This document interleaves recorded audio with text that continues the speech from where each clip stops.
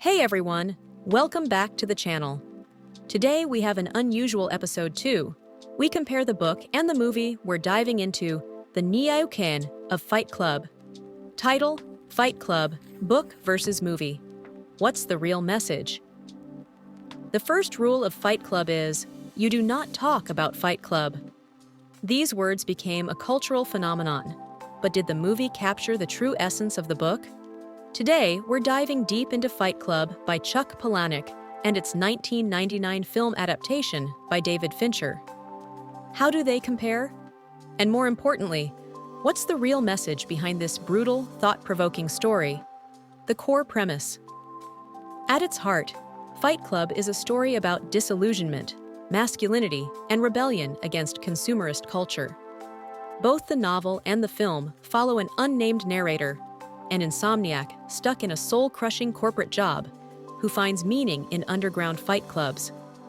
Through these brutal battles, he and the enigmatic Tyler Durden build an anti-establishment movement that quickly spirals out of control.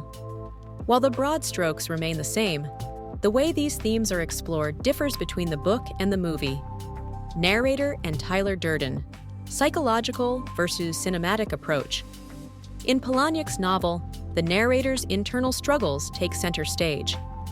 His descent into madness is slow and psychological, with a heavy emphasis on his fragmented identity.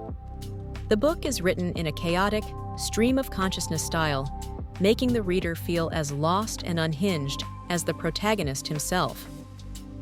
Fincher's film, however, externalizes this struggle.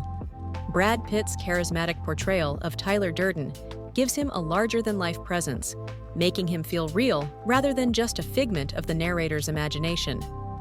This shift makes the twist, that Tyler is actually the narrator's split personality, hit even harder on screen.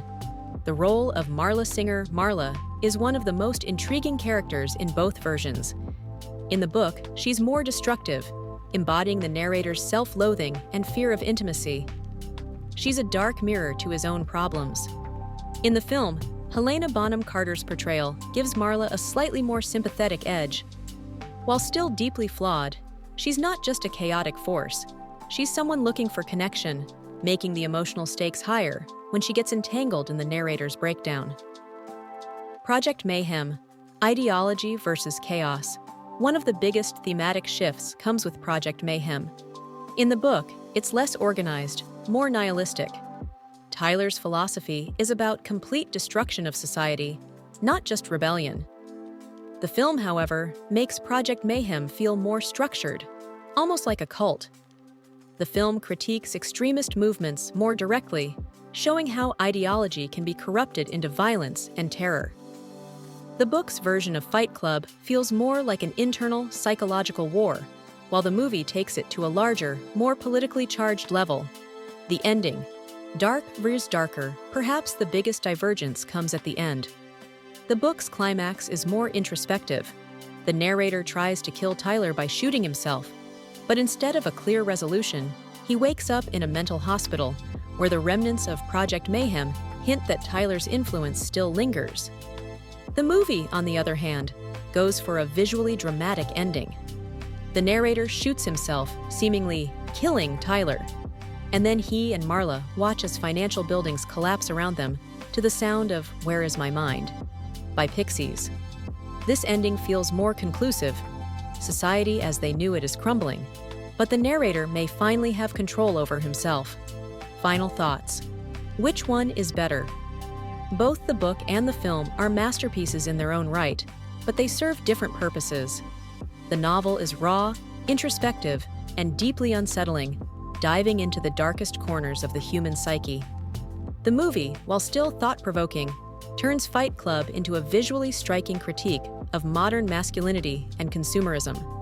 But here's the real question. Did the film glorify what the book was actually warning against?